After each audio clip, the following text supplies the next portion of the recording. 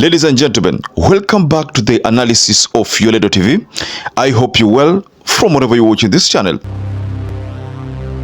Now, after listening to what Moses Kuria said on Citizen TV, I was very careful and keenly listening to Moses Kuria. Perhaps if there is something that I was going to miss. But I realized that Moses Kuria was serious about the Limuru 3 attendance. I'm the only common thread between Limuru 1, Limuru 2 and Limuru 3. We're talking about a period of 15 years, between Limuru 1 and now.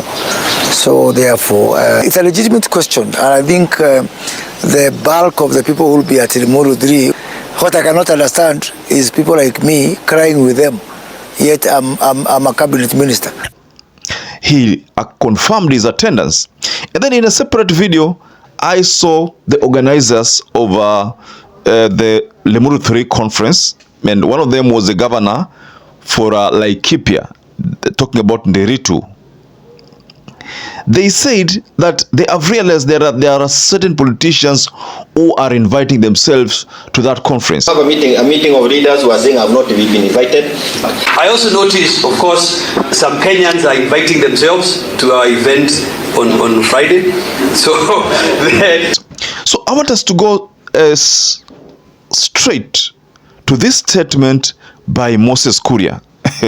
First, I saw a certain video by Limuru, one of my colleagues, and Limuru talked about Rigathi Gachagua betraying Ruto. Of course, that time there was no enough clear reason why that would be the point.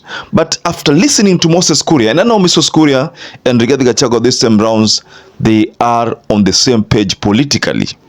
So because Moses Kuria made that kind of confirmation, one would easily tell that probably Moses Kuria is one of the financiers of that Limuru 3 conference. I want us to go step by step on this latest revelation, ladies and gentlemen. But before you do that, please like this video. That is the only way you support the work of our channel, because YouTube gets to share this content to other people who are not part of our audience. And if you're a first-time viewer or a regular viewer who's not subscribed, please subscribe to our channel. And to existing subscribers, thank you so much for supporting this channel. Moses Kuria, Rigathi Gachagua have been making some unusual moves lately. Rigathi Gachagua lately talked about one man, one vote, one shilling. That was a shift from his previous stand not to support that kind of concept, because he said that was being tribalistic, or rather only was not something that all Kenyans wanted, but it was something that Uhuru Muigai Kenyatta had introduced, and he was really pushing it. But Rigathi, Kuria and other leaders within UDA shot that idea down, and even Kimani Chungwa. So when Rigathi Gachagua talked about supporting it, also when Rigathi Gachagua talked about intending to seek for forgiveness from the Kenyatta family, when those revelations came to the fore, ladies and gentlemen, that is the time people realized that there was something that was working behind the scene. So after listening to the statement by Moses Kuria yesterday, confirming attendance, even saying that he has the urge to go there, but he don't know why he's supposed to go there. So these were enough indications. In politics, anything is possible. Politics, you don't rule out anything in politics. So in this particular latest revelation, especially coming from Moses Kuria, one can easily tell that the people of Mount Kenya are slowly charting another path, a path that is going to be minus William Ruto. Of course, if Jeremiah Kioni's words are to be taken care, to be heeded in Hot 96, Gachagua, Ruto is through with you. Kazi yako imekwisha. Na tumelabwa kila pali, kutoka kwa mguu, kwa macho, kila pali. When Jeremiah Kioni told Rigathi Gachagua that Ruto akuhitaji tena, asha kutumia imeisha, that was a strong message. And to be honest, I think I support Jeremiah Kioni there, because let's just look at this matter from this angle. Why was William Ruto interested in working with Rigathi Gachagua? One, to fight Raila Amolo Odinga, to neutralize the opposition. That was the reason why Rigathi Gachagua was, that is the usefulness of Rigathi Gachagua in UDA.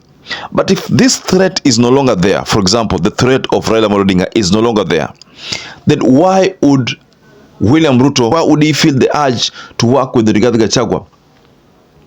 This is what Jeremiah Kioni refers to as Ruto ana haja na wewe.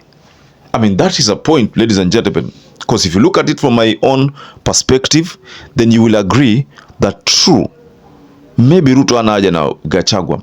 So maybe that's why you find that he has literally reduced himself to a regional leader, region of Mount Kenya. He's trying to be a Mount Kenya leader by force. If you look at the latest events, he is only focused on the Mount Kenya, only Mount Kenya. I don't know why, but I think he believes that Mount Kenya are the only people who can deliver presidency. So he's focused on the Mount Kenya. If he wants to become a president, he must focus on the Mount Kenya. So that is what Rigathi Gachagua is doing.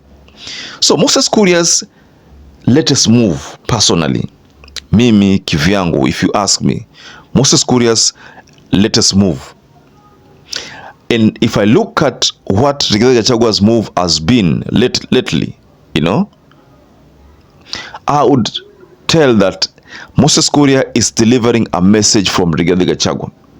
And if he is going to attend that Limuru 3, it's going to be because of Rigathi Gachagua or because of their plan going forward. What do you think is happening behind the scenes, ladies and gentlemen, after listening to what Moses Kuria said regarding his attendance of the Limuru 3 conference? He says he must attend. He doesn't know why he's going to attend it, but he must attend. And in fact, he even proposed that it should have been organized by business entities. Of course, the people who are organizing it right now are talking about the challenges of taxation, businesses collapsing and the like, and the people of Mount Kenya, their interests not taken into consideration. And also, there is talk that there are some development funds which were redirected to other development projects. So these are some of the things which I think they're going to discuss in that Limuru 3 conference, ladies and gentlemen. I am the only common thread between Limuru 1, Limuru 2 and Limuru 3. We're talking about a period of 15 years, you know, between Limuru 1 and now. So therefore, Kuria says the resource sharing debate will feature prominently. It's a legitimate question, and I think the bulk of the people who will be at Limuru 3 would be justified to talk about one man, one vote, one sharing. What I cannot understand is people like me crying with them, yet I'm a cabinet minister. Tomorrow we have a meeting of leaders who are saying I've not been invited in Mount Kenya region, and we are telling them there is nothing. We are not going to say that there is a presidential candidate in Mount Kenya. Sio shida yetu. Shida yetu ni mambo ambayo tumesukumwa naye. How can we be able to push back? I also noticed, of course, some Kenyans are inviting themselves. That's why I'm really supporting them. I believe that it would have been better off organized by neutral people, professionals or business people. But if no one is coming forward, I have got no reason whatsoever to begrudge people who are coming forward. So perhaps if you're watching this video and you have not subscribed, please take 1 second and subscribe, like this video. So until you catch up again, stay safe and stay blessed.